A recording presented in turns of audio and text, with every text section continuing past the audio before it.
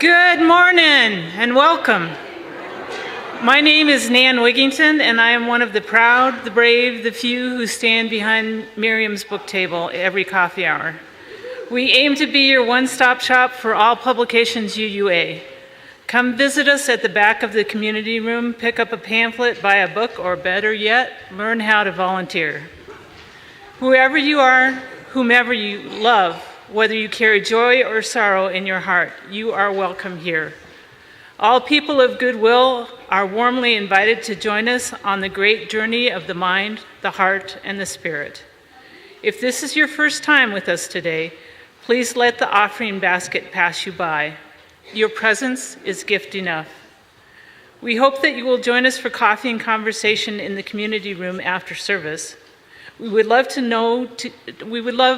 to get to know you and answer any questions you may have. You can also visit the information table near the exit from the community room.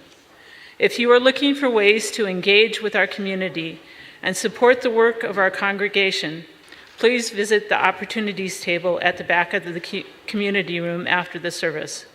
There are a variety of activities that would welcome more helping hands. We would love to match you with an opportunity that interests you. And hey, here's a quick way to get involved. The sanctuary carpet is being shampooed. The property management team needs your help now. Needs help moving chairs out of the space at the end of today's service. Please see Tim Robertson for direction and inspiration. Tim, could you raise your hand or stand? Tim's right over there. So now please quiet your busy minds and mute your electronic devices. Welcome to worship. At this time, please take a moment to greet the people sitting around you.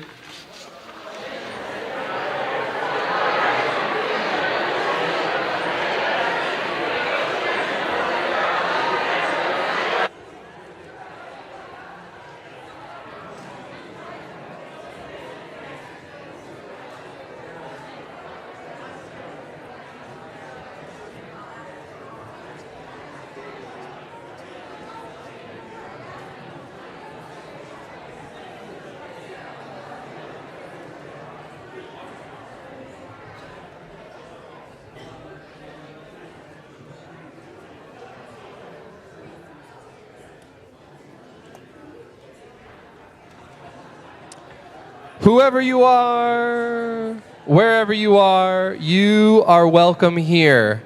Particularly if this is your first or second time joining us here at First Unitarian, we are so glad that you are here. Please join me in singing our song of welcome.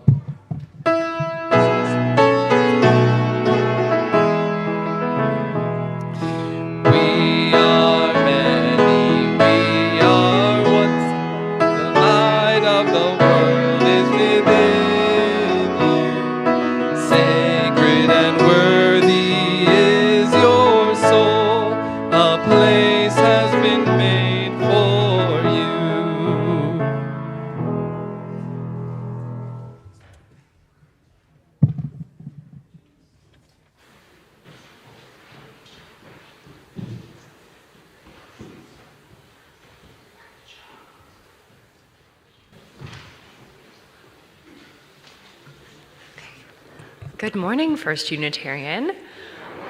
When Reverend Mike asked me to speak and do the call to worship on grace, grace to me means and that you find connections with one another and with your natural world. That's how grace is found to me. And so with that in mind and with the beautiful changing colors and seasons, I thought of the Seven of Pentacles by Marge Piercy as being particularly appropriate this morning.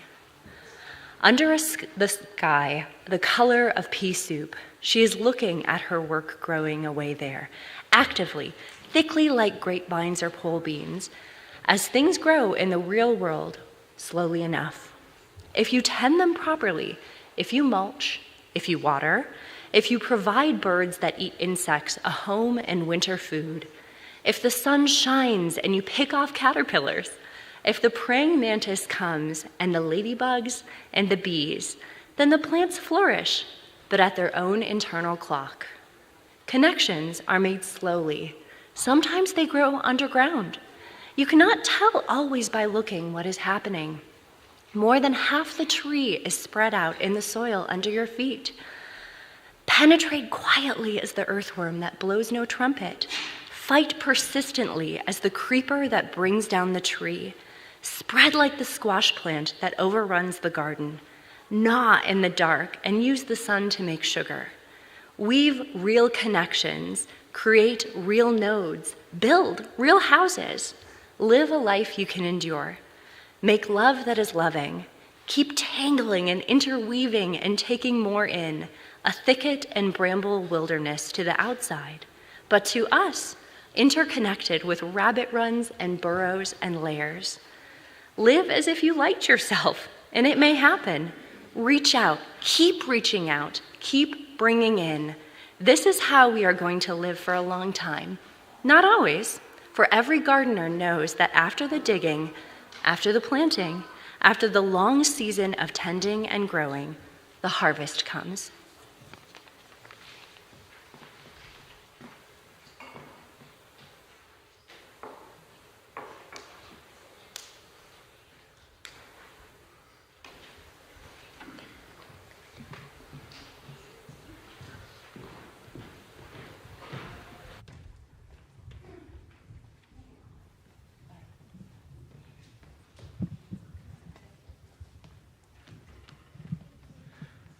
Would you please rise in body and spirit and voice and join us in singing I've Got Peace Like a River, which you can follow along with the music in the gray hymnal as number 100. And we have some of our kids here who are going to help us lead this song.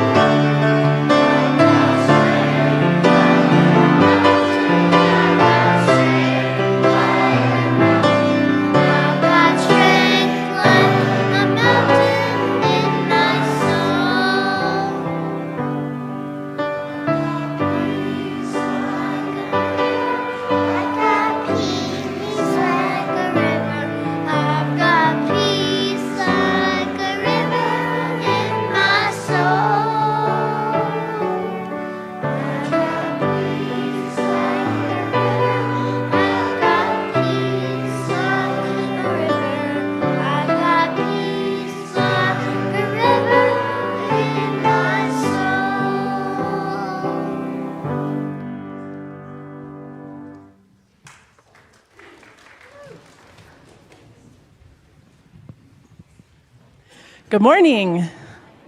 I'm Erin Kenworthy, your Director of Religious Exploration here, and this is our Time for All Ages. If you're young or young at heart, feel free to come on up. We're going to talk a little bit today about grace as part of our heritage. And grace is going to be, my definition for you this morning is going to be like unexpected help. Have you ever gotten a little bit of unexpected help? Anyone? Yeah? Like unexpected help. So like the last time I can remember that happening to me is earlier this week. I was running very late to get somewhere. And when I got there, there was a parking spot right in the front. That, to me, was unexpected help. Yeah. Do you have any examples of a time when you've gotten unexpected help? I was going by, and then the kid said that there was the last root beer left, and so that's how I got it. Yeah. You got the last root beer, and somebody helped you get it. Grace, yeah. Yeah, they just said it's there, and then you went and got it. But that's grace, yeah? Somebody gave you some information that was helpful, and you got a want. Yeah, cool. That's grace, for sure. What else? When I got help, I was hurt myself in the church, and I was trying to move a chair, and I hurt myself on the stool, and Daddy helped me. Amazing. So an accident happened, you got hurt trying to move some furniture, and then somebody helped you deal with your hurt. Yeah. Does that sound like grace? Absolutely. Today I brought this kite. Yeah, you're right, it's a kite. I don't think it's a good one. I don't think it would fly very well, and I haven't tried it. But the reason I have it is because several years ago, I told a story about my Uncle Frank, and how when he and my dad were little, they used to build kites. And when they were done with it, my dad wanted to pull all the string in and save the kite and keep it, and Frank would just let it go. Always. Frank was the older brother. And he would just let the kite go, and they would watch it fly away to wherever it was going to go. And I think Frank embraced the grace of letting things go, and not always having to hang on to everything that he had in his possession. And I learned a lot from my Uncle Frank, and he died several years ago, but I still remember him a lot. And so that's why I brought this kite out here, is to show you that I hang on to silly things like this. I need to learn from Frank about how to let things go. But this kite reminds me of him, and it's been in my office ever since I told that story a bunch of years ago, as a way to keep him kind of with me. And the reason I'm bringing that up is that sometimes there are people in our lives who are really good examples of grace or other characteristics that we want to have in our own life. And next week, we're going to do a service of remembrance where we remember people who have been in our lives who might not be around anymore, or pets, or friends, or family. And so I brought this today. This is a lantern that I've had out for our Day of Remembrance service, and I have a candle in there. Can you see the candle really clearly? Yay or nay? What do you think? Kinda? You can see that it's in there, right? But you can't see it like if I took it out of the lantern. There we go. Now you can see the candle, right? And we're using flameless because safety. But I think sometimes that those folks who are in our life stay with us in this way. We can't see them clearly, but they're still with us, and their lessons that they shared in our life still stay with us. And so next week, I'm encouraging everybody, if you have a person that you're remembering at this time of year, to please bring in pictures or items similar to my kite to place on an altar. And so this week, after the service is over, I'm going to build a big altar up here with lots of flat surfaces, and then we want to have people bring in things that they remember about people that they love that are no longer with us, and put them on the altar, and then make sure you take them home afterwards. But I wanted to give you some time to think about who you might want to represent up here and what it is that you'll bring with you next week. Yeah? All right, and today we are going to practice grace by going downstairs and continuing to build a Lego set together. Please join me in singing our children out to their programming.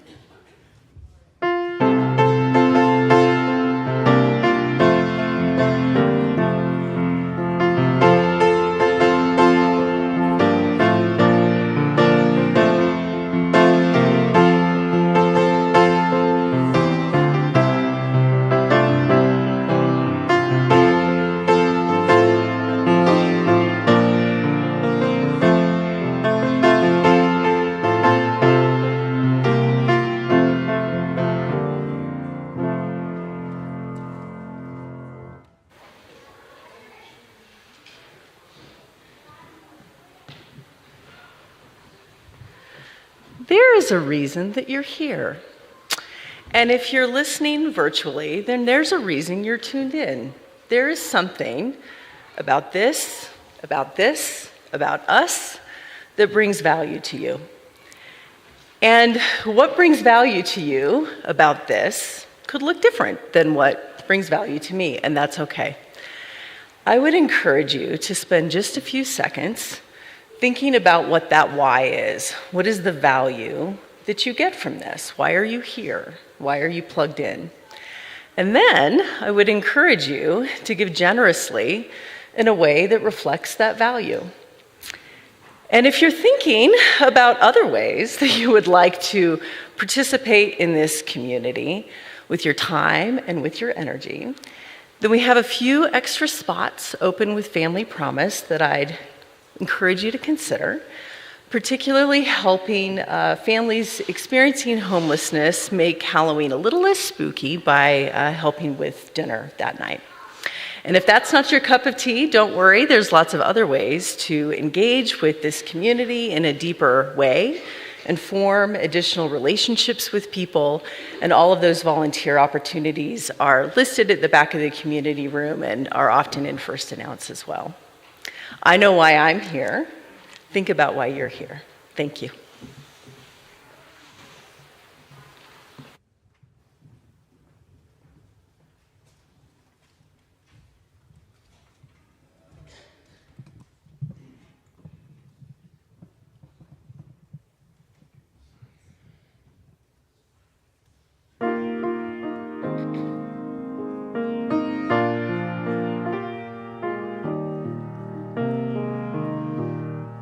Ours is a simple faith.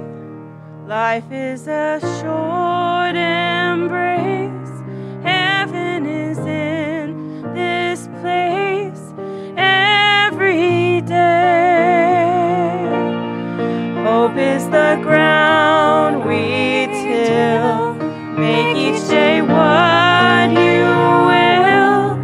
Thankful for dreams fulfilled every day. No room in this heart for fear. No judgment day drawing near. Trust that inner voice you hear every day. Love's not a goal or race. It's about heart and faith, living a life of grace every day. Ours is a simple faith. Life is a short embrace. Heaven is in this place every day. Hope is the ground we till. Make each day what you will. Thankful for dreams fulfilled every day.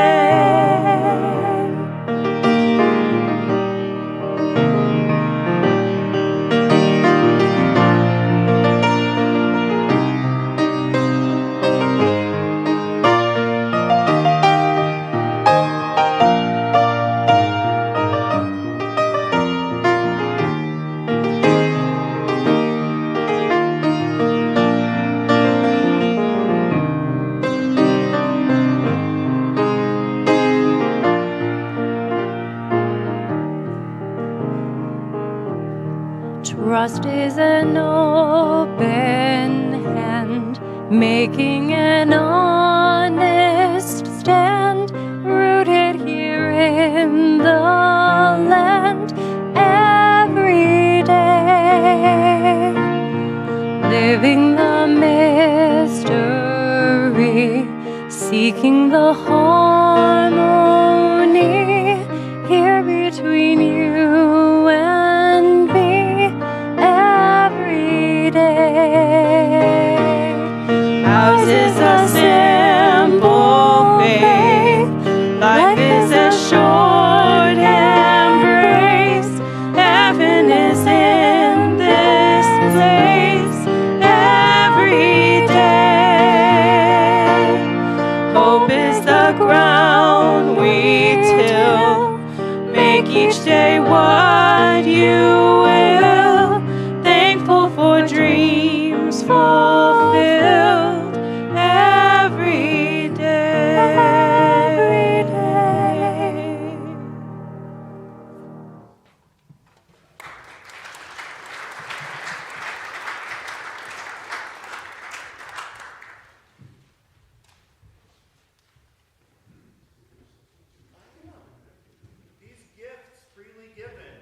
gratefully accepted and further the life of this community.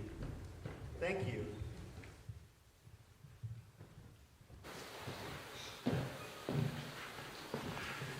We've experienced together another week of life's joys and sorrows, and we rejoice that we have one another with whom to share. Let us reflect together on our fortunes, good and ill, and share them, each of us, for all the others, our prayer for wholeness and for healing. We lift up Robin Reed and Michael Delvaux, who lost their surrogate grandson, Leo, in May after a difficult birth, and we pray that his memory will forever be a blessing. We entreat the universe for health and strength for Chris Collins, who had open heart surgery this week. It went well, and she is recovering. We reflect on our gratitude also to the caring team for arranging meals and support for Chris and John. In harmony with the countless millions who cherish peace and abhor suffering, we hold fast in our hearts our fellow human beings experiencing fear, deprivation, hopelessness, and anger in the Palestinian and Israeli lands, torn by violence and the cycle of retribution. The Unitarian Universalist Association issued a thoughtful statement this week in hopes that its powerful voice stands a chance of shaping better outcomes for the people of those ancient lands. I quote it in part for your prayerful reflection.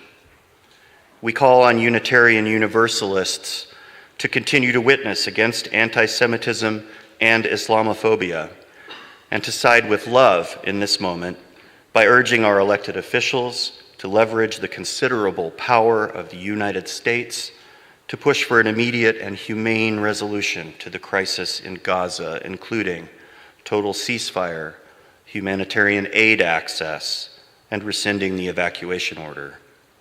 We pray all of those things firmly in our conviction that creation bends always toward beautiful complexity and away from needless destruction.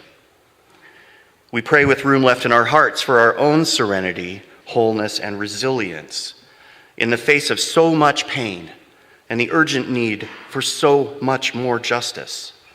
We light our candles rather than curse the darkness, but in so doing, we also take care that the flame that symbolizes our hope does not have to burn those of us who hold it up. For all who carry this hope, reflect in your prayer this reminder from Mary Oliver, the Pulitzer Prize-winning poet of Solitary Walks and the magnitude of life's beauty. You do not have to be good. You do not have to walk on your knees for 100 miles through the desert repenting. You have only to let the soft animal of your body love what it loves. Tell me about despair, yours, and I will tell you mine. And meanwhile, the world goes on.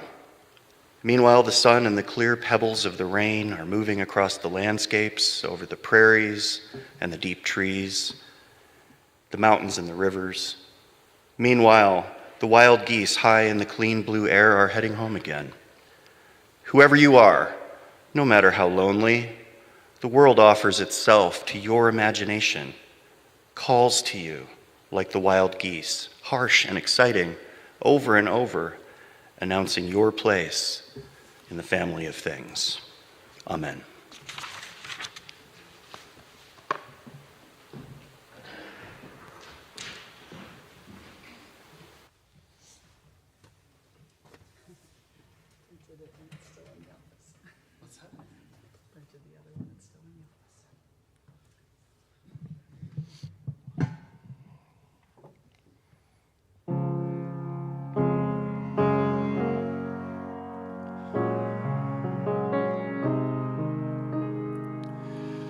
When grace finds you, and it will, afraid, uncertain, feeling the weight of the world, grace reminds you, you are not alone. When grace finds you, and it will.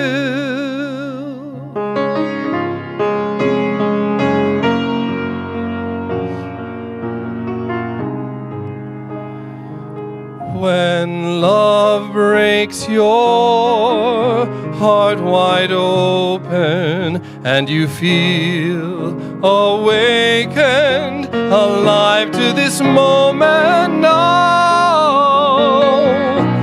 in a flash, accepted as you are. When love opens your heart, you may find grace in a stranger's kind eyes, in the rising sun, in the sky full of countless stars, in the beating of your heart.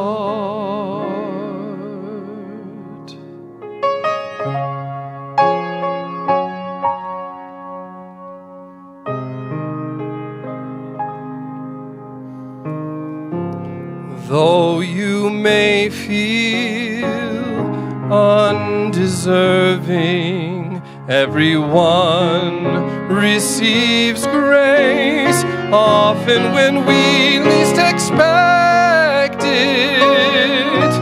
Grace arrives, ready to change us. When grace finds you, and it will.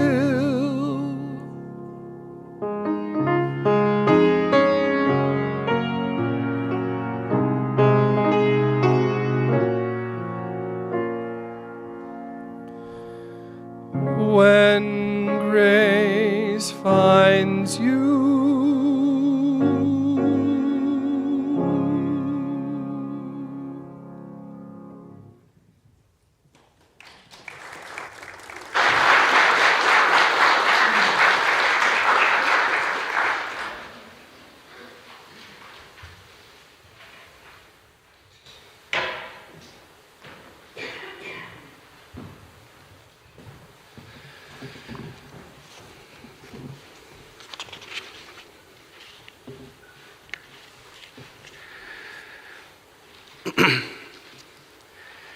It seems like an urgent time for us all to reacquaint ourselves with the notion of grace. There is little risk that October 22nd, 2023 is going to go down in history as falling during a particularly graceful moment in the saga of Homo sapiens. Peoples and governments are violently at war with one another and with themselves. Suffering is allowed to abound, to bolster stagnant theories of security behind barricades and blast radii, of perpetual growth and ever-appreciating capital, of the slow march of harsh control, and the fleeting and futile twitches toward escape and freedom. Prophets of falsehood propagate everywhere and replace our leaders and elders, substituting their crude power calculus for our cherished traditions and the wisdom of the ages. Doubt, ever present, is now a faith unto itself, while faith, evermore, lies discarded beside the spooked and stampeded path of the mass of humanity. Too many people have lost touch with the hope for grace, much less its reality. Our business today is to not find ourselves marooned among them, but instead consciously in grace's presence, to seek, to find, and to elevate grace at this time is some of the most important work each of us can do. It is hard work.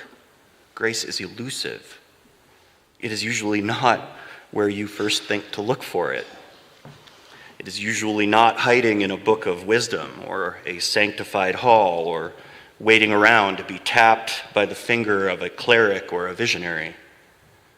To seek grace well, we must be humbler and smaller and more passive than we are accustomed to even think possible. And our modern lives don't lend themselves well to abject humility. Few people have ever reaped fortune and fame from their selflessness. But in gratitude, sincerely practiced, we begin to pick up grace's trail. We are thankful to all who come before us, human and those even closer to the ancestral state. We thank them for their efforts to live and to multiply. We did not beget ourselves, nor did a single one of our ancestors. Each link in our generational chain is the making of yet another different being. We acknowledge the unspoken marching orders from those forebears, and we issue the same to our posterity. This thing keeps moving. Life moves always toward ever greater complexity and beautiful intricacy. That is for us to always celebrate and to push forward. Indeed, little we do turns out to have been for any other purpose. We acknowledge what came before us, even if it's broken and distressing. We acknowledge this house in which we sit now, that it stands neither on most of our nor our forebears' land. May our gratitude to be here be sincere, and may grace find those to whom the land still truly belongs. Indeed, we further confess that the institutions that govern and profit from us are not our doing either. They are not our philosophical homeland, nor did we have any agency in creating them and shaping them.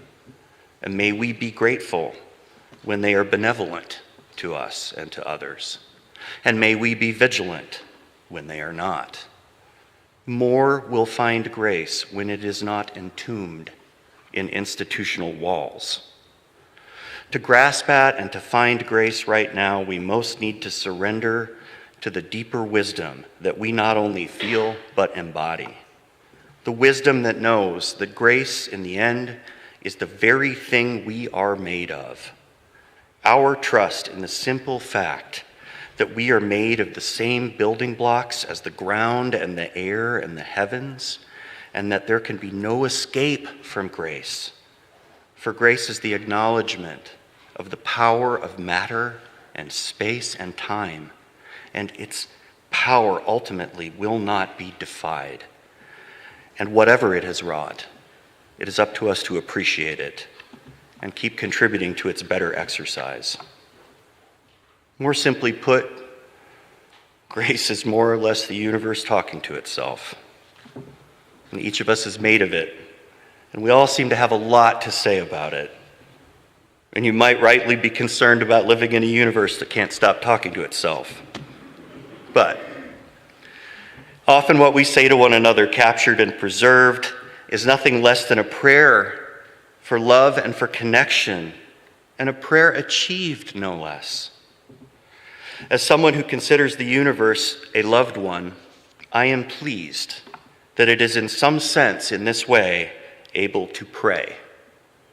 Because to pray is to humble oneself, to act out one's devotion, and to assert one's heartfelt sense that one has the privilege to be heard and be answered. Our world, our corner of the universe is nothing if not privileged and in need of a little more humility. But our world and our universe are also the only everything that any of us will ever love. I am made of it, and it of me, and we should all strive to treat one another as one and the same thing. You and I did not fall ensnared into a gravity well and plummet for almost forever, and then violently be fused in the heart of a star and supernova blasted to smithereens 3, 4, 5 separate times over billions of years just to be angry in traffic on a Tuesday. There's nothing in me or in you or in this wood or that glass that didn't first fall out of the scorching mists of the dawn of time into stellar hearts again and again before retiring to our splendid little orb and compounding its beauty. That is the grace of all time and all matter, the only pure gift ever given. And beyond the farthest busted ramparts of the dimmest, most distant past that we can imagine, there lie countless millions more of years of staggeringly weighty time, of agonizing patience, as the cosmos accumulated and assembled and breathed into our most primitive ancestors' life. Grace is what passed that breath. The countless cycles of ancestral lives adapting, furiously surviving eon upon millennia, by tooth and claw, by cunning intelligence. They did not toil and spawn and fade away, only for me to begrudge the universe I embody. As the evolutionary evangelist Michael Dowd put it beautifully, here we are by grace, we humans of today. In this deep time grace, we are surrounded by a singing and slithering and flitting urgency of existence that is all of our kin. Here we are, talking and posting messages via satellite with one another, all around the globe, a globe that contains on distant continents the bones of our ancestors and the shells and carapaces of cousins far removed. Grace has touched my own unique human life in tragedy every bit as much as in joy. Things died so that my life might be. The awful grace of God, the Greek poet Aeschylus called it. The pain that cannot sleep, that falls drop by drop upon the heart, until at last comes wisdom through the awful grace of God. We live with grace and show grace toward others so easily through conscience, through camaraderie, through the ties of family and place and creed and presence. But in Aeschylus's words, we also find a shadow of a warning that we so often save but little of grace for ourselves. Because how hard we want to change things, how sharp our hunger for them to change, how simply unacceptable the cost of failure. How dare we rest on our privilege in the face of this uncaring world and universe? How dare we not listen with painstaking attentiveness for those falling drops upon our heart? All this suffering, what responsibility of it is mine? All the responsibility I can bear, of course. But that is no path to grace.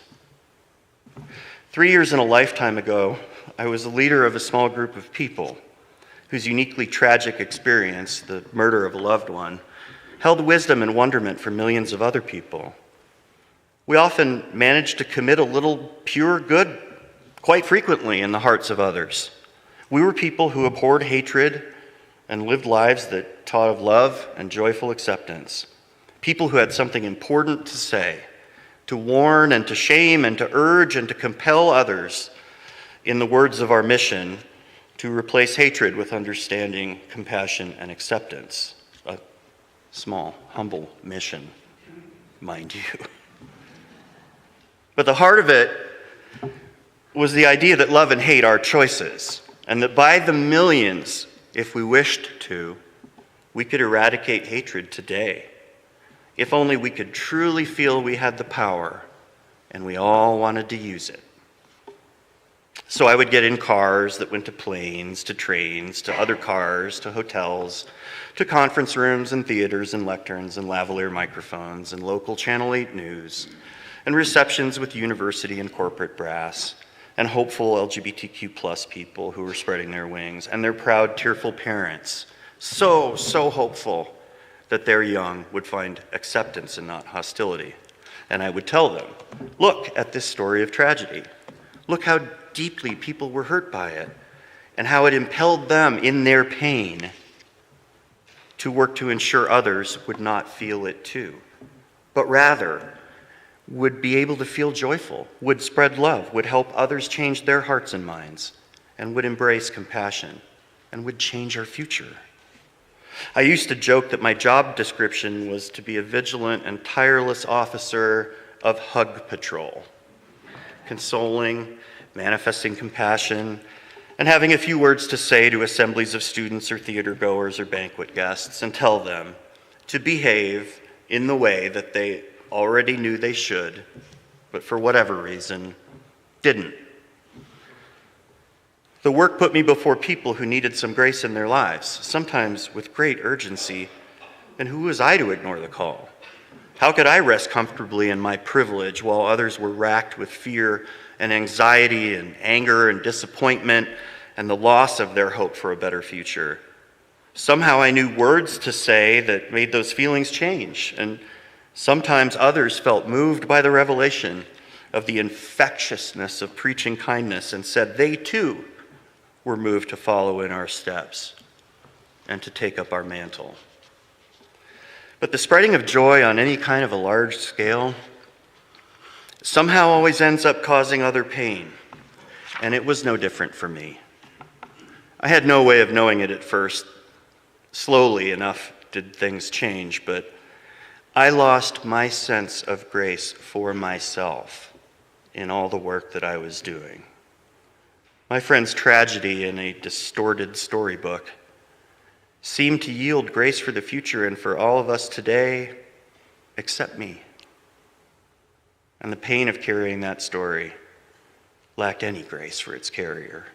And at first it was simply in the back of mind, a growing doubt that what I was doing was really making lives better, like they told me it was, and that in time they might actually discover the tedious reality of exhorting others to follow their compassion and not their anger, and how so often it simply did not work. Not really. Not for the long term. But I still went forth. I went to Peru to plead for prosecutors to help step up hate crime enforcement.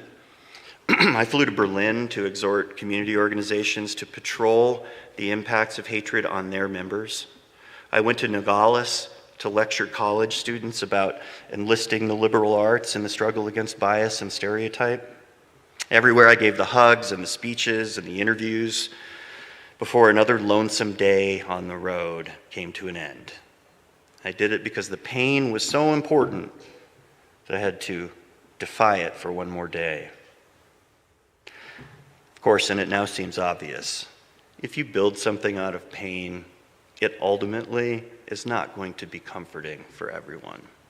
And slowly at first and then all at once, in the madness of a global pandemic, I discovered at last that I could no longer do that work, not even a little bit, that it was time to wander in the desert.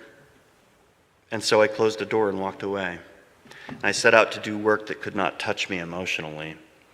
I filled in for absent executives, I wrote budgets, I wrote grant reports, I conducted board meetings, I launched fundraising campaigns.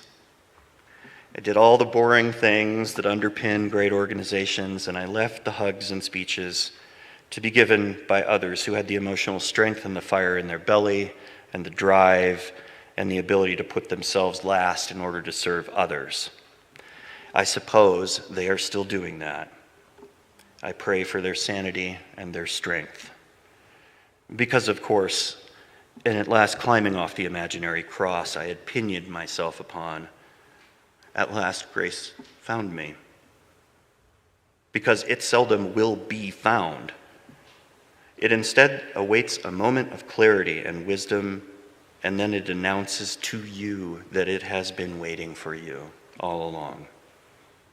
Pursuing detail work that could not hurt me anymore led me here, to this remarkable community, where I finally became privileged to know it was my heart and my capacity for empathy and love, and not my guilt-plagued conscience, that had always been the source of my ability to do empowering, enlightening work.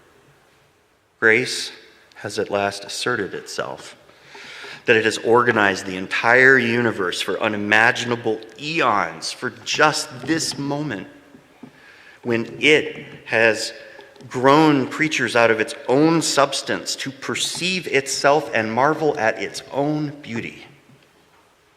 To all who seek to be the change they want to see in the world, please remember that is not a call for you to organize and discipline and patrol some vast social enterprise devoted to correcting human nature at the cost of your own serenity.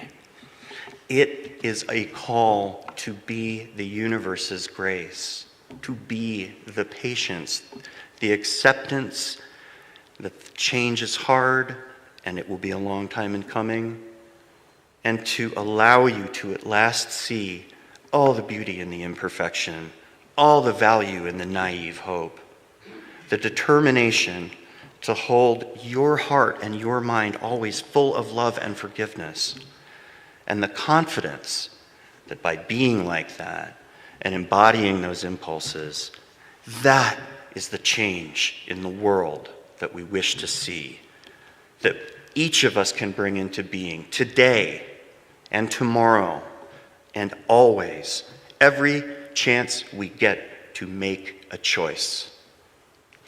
Do so gleefully. Be kindness and acceptance, and invite grace in.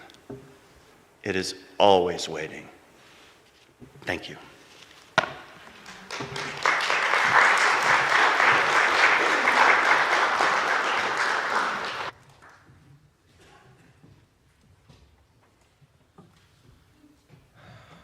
Would you please rise in body and spirit and join me in singing out of the gray hymnal number 396, I Know This Rose Will Open. The words are also on the screen behind me. We've got Kimberly up here to help me sing this one.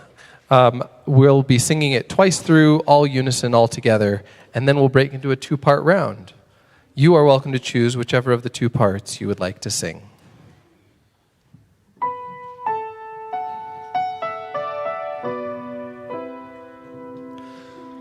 I know this rose will open. I know my fear will burn away. I know my soul will unfurl its wings. I know this rose will open. I know this rose will open. I know my fear will burn away. I know my soul will unfurl its wings. I know this rose will open.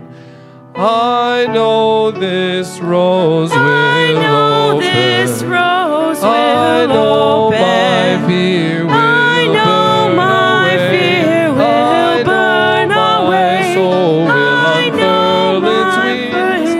unfurl its wings. I know this rose will open. I know this rose will open. I know my fear will burn away. I know my soul will unfurl its wings. I know this rose will open. This rose will open. This rose will open. My fear will burn away. I know my soul will unfurl its wings. I know this rose will open. This rose will open. I know this rose will open.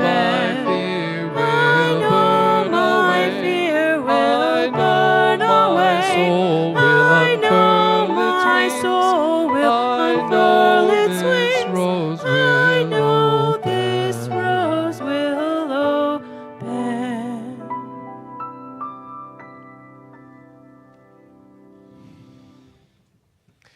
Would you please join me in singing our closing affirmation?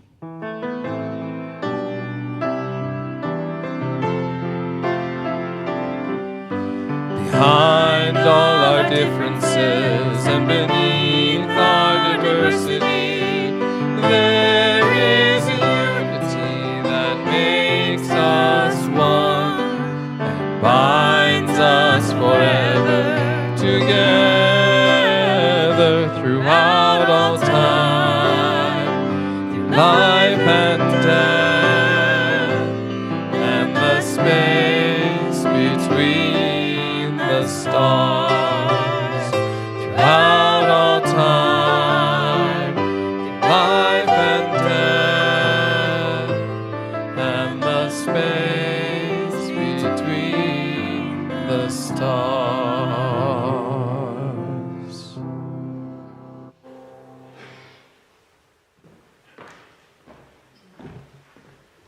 For your benediction, go forth with joy and let grace find you everywhere you go, every moment it can, with humility and with excitement about the world it will create around us.